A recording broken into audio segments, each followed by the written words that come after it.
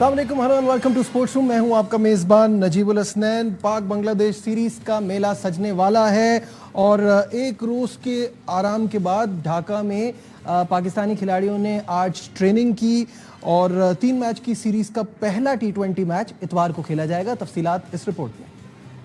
बांग्लादेश को हराना कौमी टीम का मिशन। ढाका में होगा क्रिकेट का भरपूर एक्शन। ग्रीन शर्ट्स का 2 दिन आराम के बाद तैयारियों का आगाज। कंडीशन से हम आहंग होने के लिए भरपूर प्रैक्टिस। सीरीज के लिए बांग्लादेश के भी स्क्वाड का ऐलान कर दिया गया। लेटिन दास टीम की क़यादत करेंगे। श्रीलंका के खिलाफ खेलने वाले स्क्वाड को बरकरार रखा गया।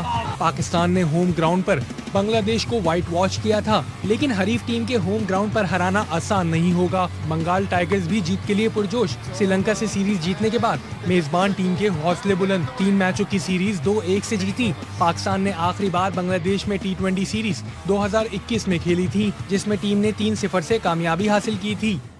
इसी पर बात करने के लिए हमारे साथ है former test cricketer Tauseef Ahmed साहब। तौसीफ भाई, अस्सलाम वालेकुम, वेलकम टू द शो। जी बात साहब नजीब भाई। तौसीफ भाई, सिर्फ 2 दिन रह गए सीरीज शुरू होने में। बांग्लादेश क्या हमारे लिए कोई थ्रेट क्रिएट कर सकती है? देखिए, ये तो पुरानी बातें हो गई कि अपनी कंट्री में खेल रहे हैं और ये थोड़ा सा जाहिर है पब्लिक का और इसका एडवांटेज जरूर होता है आवाम का सारा है। अब प्रेशर तो होना नहीं चाहिए। इतनी जल्दी जल्दी आप खेल रहे हैं एक दूसरे के साथ और उनके मुल्क में भी जाके खेल रहे हैं, तो मैं नहीं समझता कि प्रेशर हाँ प्लेयरों पे होगा। जो नए प्लेयर गए उन पे प्रेशर डेफिनेटली होगा। और एक चीज़ ज़रूर है कि हमने अभी उन्हें यहाँ पर हराया है। कुछ उनके दूसरे प्लेयर आ गए, फास्ट बॉलर भी शायद आए उनके पास और उन्होंने कुछ टीम चेंज की है पारा, लेकिन मोराल तो अभी हमारा हाई है। और वैसे भी अगर हम देखें पास्ट में और अब लगा के, तो हम कोई 1-2 मैच उनसे शायद हारे और उसके अलावा जो है मार्जिन से जीते हैं। तो आई थिंक प्रेशर है ज़रूर, मगर मुझे ऐसा सच नहीं लगता। पाकिस्तान की बैटिंग तो बहुत ही अच्छी मुझे दिखाई दे रही है। बॉलिंग में थोड़ा प्रॉब्लम है। तौसीफ भाई, बॉलिंग की तरफ तौर पे फास्ट बॉलिंग पे बॉलिंग की तरफ तो हम आते हैं, लेकिन जहां आपने मोराल की और हौसले की बात की, तो मुझे लगता है वो तो बांग्लादेश का स्काई हाई होगा, क्योंकि वो पहली बार श्रीलंका को T20 सीरीज हराने में कामयाब हो गए और ऐसी सीरीज जो कि कोई करीब नहीं थी। वो पहला मैच हारने के बाद बाकी दोनों मैचेस उन्होंने वन साइडेड हराए हैं उन्हें। नहीं, आपने ठीक कहा, लेकिन अभी वो हमसे हार के भी गए। ठीक है, उसमें चेंजेस जरूर हुई है, लेकिन हमसे हार के गए। हमारी ऑलमोस्ट यही टीम थी और ठीक है, मोराल अपने कंट्री में होता है, बिल्कुल है, लेकिन अब देखना यह है कि हम उनको किस तरह ट्रीट करते हैं। अभी तो यही बातें हो ही जा रही हैं कि वो बहुत ज्यादा टर्निंग पिच बनेगी। 2020 में कितनी एक टर्निंग पिच बना देगा। मुझे नहीं लगता यहाँ पर हमने देखा कि कितना एक बना लेगा। हमारे एक तो अभी मैंने देखा यहाँ प्रैक्टिस जब हो रही थी तो ग्रास रख के उस पर स्पिनर प्रैक्टिस कराई जा रही थी। तो हम तो अभी इसी में लगे हैं शायद कि कहीं वो हमें तेज पिच ना बनाए। तेज से मुराद ग्रास ना रख दें उस पर, तो उसकी प्रैक्टिस करा रहे हैं। वो भी अच्छी बात है कि उस पर प्रैक्टिस कराने, गेंद अंदर आता है उसमें ग्रास के ऊपर। तो मेरा ख्याल है कि खौफजदा तो वो भी होंगे, डेफिनेटली होंगे। और आपको 11 की उसमें जाना चाहिए, पूरी तगड़ी टीम बना के जाएंगे आप डेफिनेटली। और बैटिंग में मैंने कहा कि आपको बैटिंग आपकी है, थोड़ी सी बॉलिंग पे मुझे थोड़ा फास्ट बॉलिंग में ख़ास तौर पे तो वो उसको टैकल करना पड़ेगा। और डोमिनेट तो शायद स्पिनर करें, ज़रूर करें। अच्छा, जहाँ तक आपने फास्ट बॉलिंग की बात की, ऑब्वियसली हम तो 2 का डेब्यू करा रहे हैं, तो फास्ट बॉलिंग तो हमारी कमज़ोर वैसे ही लग रही है। लेकिन स्पिनर की पॉइंट ऑफ व्यू से भी बात करें तो उधर मुश्ताक अहमद बांग्लादेश के स्पिन बॉलिंग कोच हैं, तो वो अपने तजुर्बे से भी तो काफ़ी उनके तजुर्बे से भी तो मदद मिलेगी काफ़ी।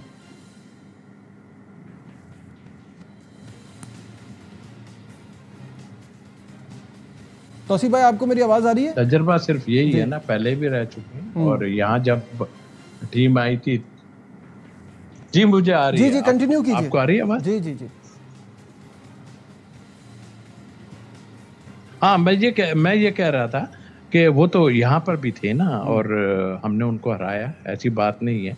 हाँ, प्लानिंग ज़रूर वो करेंगे। प्लानिंग क्या होती है, और प्लानिंग यहाँ पर प्लानिंग ही होती है, यहाँ कोई सिखाई नहीं जाती।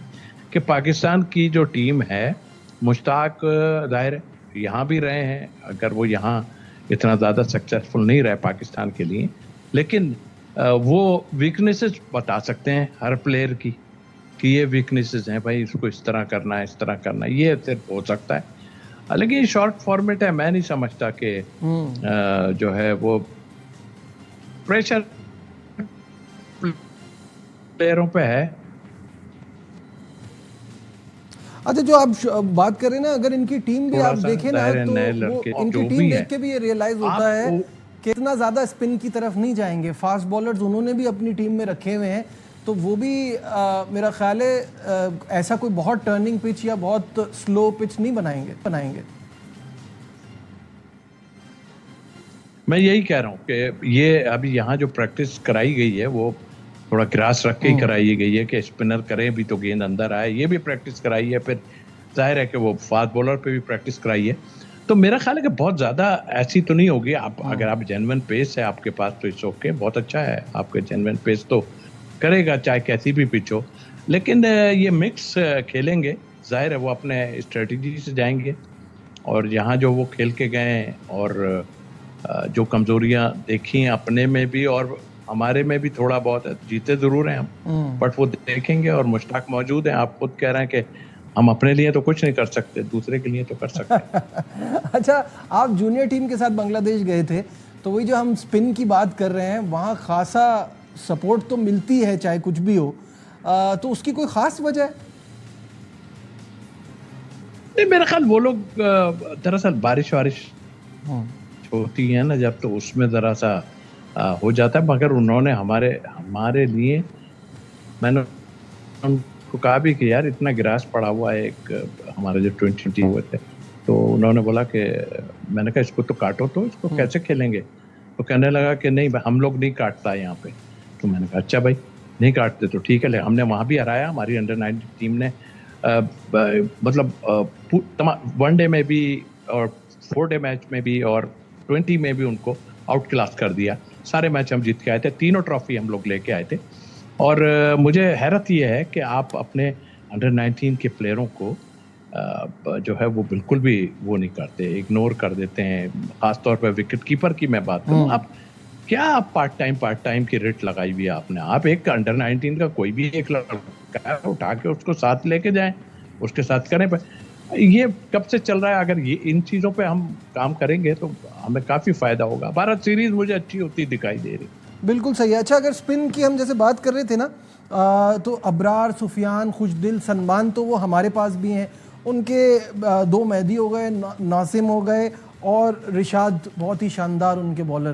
तो दम तो उनकी बॉलिंग में भी जैसे पेस के साथ साथ स्पिन में भी नज़र आ रहा है। जी हाँ, मेहंदी का अभी कुछ 11-12 रन देखे, कुछ 4 उसने शायद आउट किए मैच में। और हाँ उनके पास हैं, बिल्कुल हैं।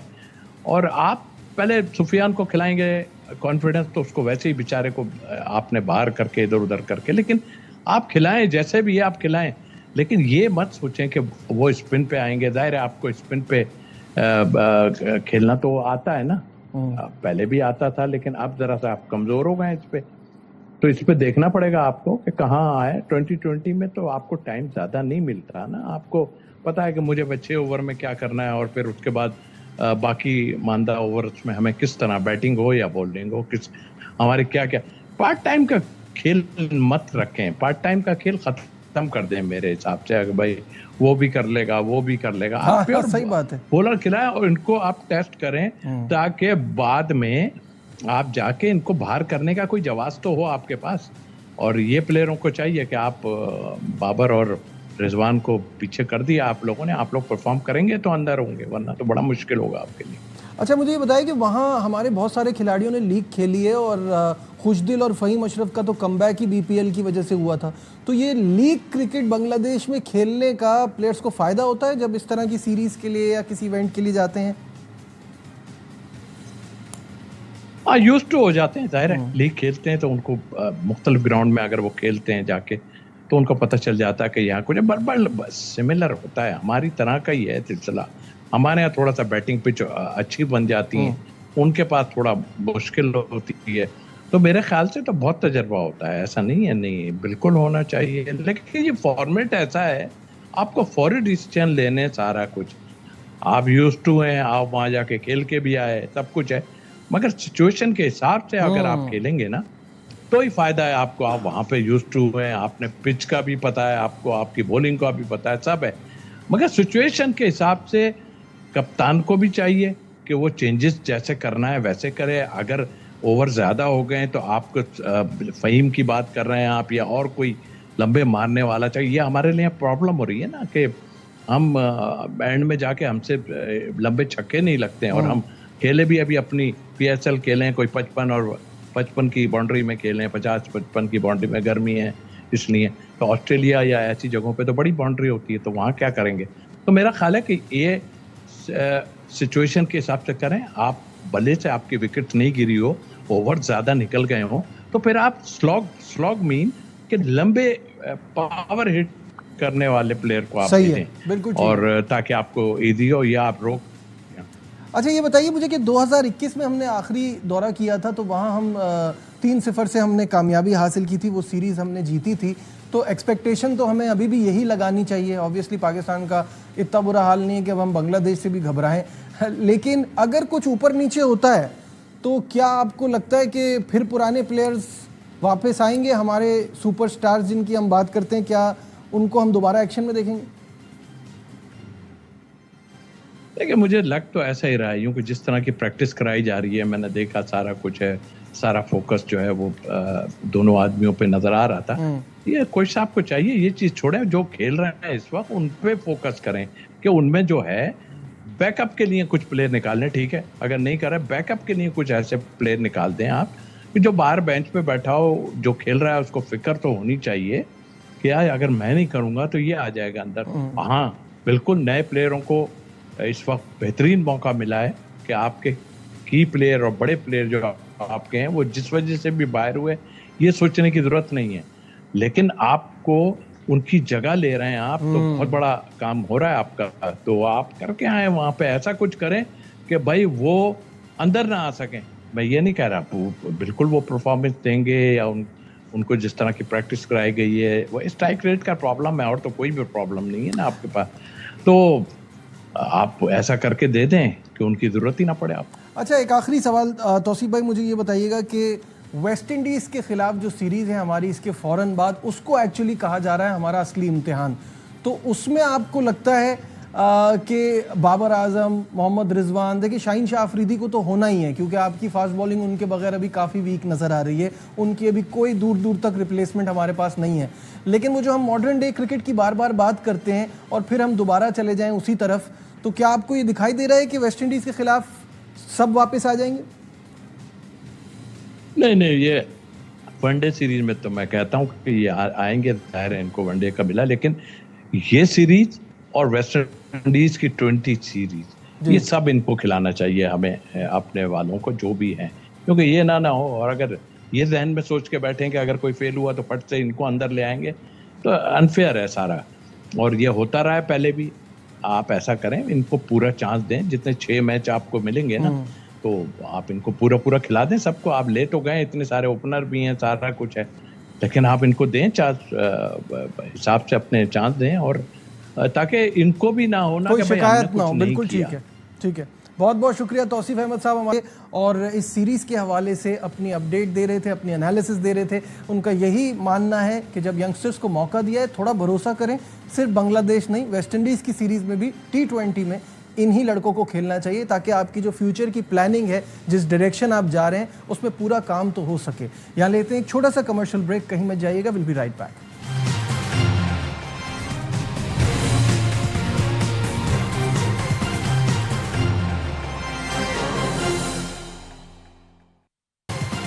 Glad to have you back once again to Sports Room, और इस वक्त हमारे साथ होंगे our sports correspondent Shahid Hashmi साहब।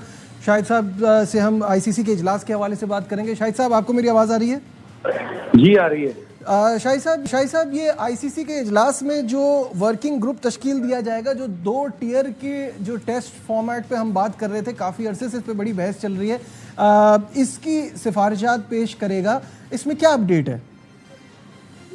बिल्कुल यही है कि सीईसी जो चीफ एग्जीक्यूटिव कमेटी का इजलास है वो तो कल शुरू हो गया था। कल यानी हफ्ते के दिन बोर्ड की मीटिंग होगी जो आईसीसी का बोर्ड होता है, और उसमें एक वर्किंग ग्रुप तश्कील दिया जाएगा जो अपनी सिफारिशात देगा कि किस तरह टेस्ट क्रिकेट को 2 दर्जाती निजाम में तब्दील किया जाए। मुखालफत है इसकी, लेकिन आईसीसी इस बात पे बजिद है। आईसीसी को इस बात पे यकीन है कि 2 दर्जाती अगर 2 टीयर पे कर दिया जाएगा तो टेस्ट क्रिकेट इंप्रूव होगी। और इसी तरह जो लॉस एंजलिस ओलंपिक गेम्स के लिए क्रिकेट की शमूलियत है वो भी यही वर्किंग ग्रुप सजेस्ट करेगा। आम इम्कान और जो सोर्सेज बता रहे हैं वो ये हैं कि 2026 के वर्ल्ड कप के बाद कोई डेट दी जाएगी, कट ऑफ डेट दी जाएगी। उस वक्त तक जो मेंस और वुमेन्स रैंकिंग की टॉप 6 टीमें होती हैं वो लॉस एंजलिस ओलंपिक में शिरकत करेगी। शाहिद साहब ये बताइएगा कि इस मीटिंग में और किन चीज़ों के हवाले से बातचीत होगी और क्या टॉपिक्स रखे जाएंगे?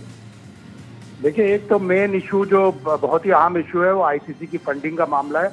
सीईसी की जो मीटिंग है वो संजोग गुप्ता ने पहली बार अटेंड की है, जो ब्रॉडकास्ट डील के बारे में बड़ा वसी तजर्बा रखते हैं। पहले एक चैनल से भी, इंडियन चैनल से वाबस्ता थे, तो वो ब्रॉडकास्ट डील उसमें अभी टाइम है 2027 के बाद, लेकिन उसमें कमी का इम्कान महसूस किया जा रहा है। तो मुल्कों के ऊपर जो असर पड़ेगा, स्पेशली एसोसिएट मुल्कों के ऊपर जिनको सिर्फ 90 के करीब मिलियन डॉलर्स मिलते हैं, उनके ऊपर जो असर पड़ने वाला है उसके ऊपर बातचीत की जाएगी।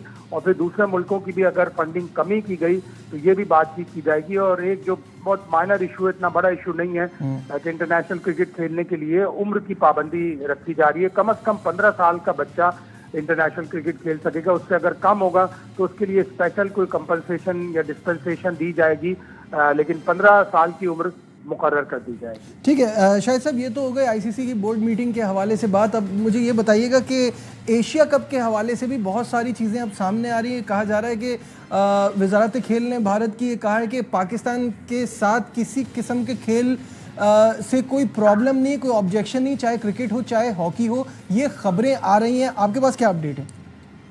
देखिए, एक दिन ये खबर आती है कि हमें कोई एतराज नहीं है, किसी को खेलों से रोक नहीं सकते, लेकिन अगले दिन फिर भारत का मीडिया और भारत के जो दूसरे लोग हैं, जो इंतहा पसंद उनकी तंजीमें हैं, वो धमकियां देना शुरू कर देती हैं कि नहीं खेलेंगे पाकिस्तान के साथ, या पाकिस्तान की हॉकी टीम को नहीं आने देंगे, क्रिकेट टीम के साथ एशिया कप नहीं खेलेंगे।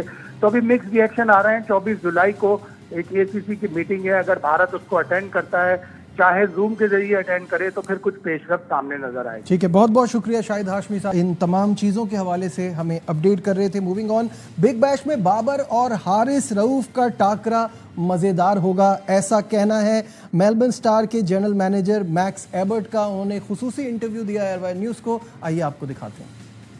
Went for Harris because we wanted ball speed. It's not easy to find bowlers that can bowl 150 kilometres an hour. So we wanted him back in our side. And I can tell you that all of our players love playing with Harris Ralph. Harris and Bubba up against each other in Sydney, and then back down in Melbourne on the 8th of January. We host the Sixers. Harris will be very keen to get one up. There's going to be some great rivalry. There's been some great battles between Australia and Pakistan. Obviously, when Australia toured there a number of years ago, there was a great feeling of goodwill between the two countries within that tour. The love from the Pakistan fans to the Australian players when they toured there. The main challenge around that would be player availability. Obviously, our season, we have at the moment the players with us for a finite period of time. जी हाँ, GM Melbourne Star Max Ebert बात कर रहे थे हमारे नुमाइंदे अली हसन से, और कितने एक्साइटेड हैं वो पाकिस्तानी प्लेयर्स की शमूलियत के हवाले से बिग बैश में। इस पर उन्होंने कुछ बातचीत की। आज के प्रोग्राम में बस इतना ही। दीजिए अपने मेज़बान नजीबुल हसनैन को इजाज़त। अपना बहुत ख्याल रखिए। अल्लाह हाफ़िज़।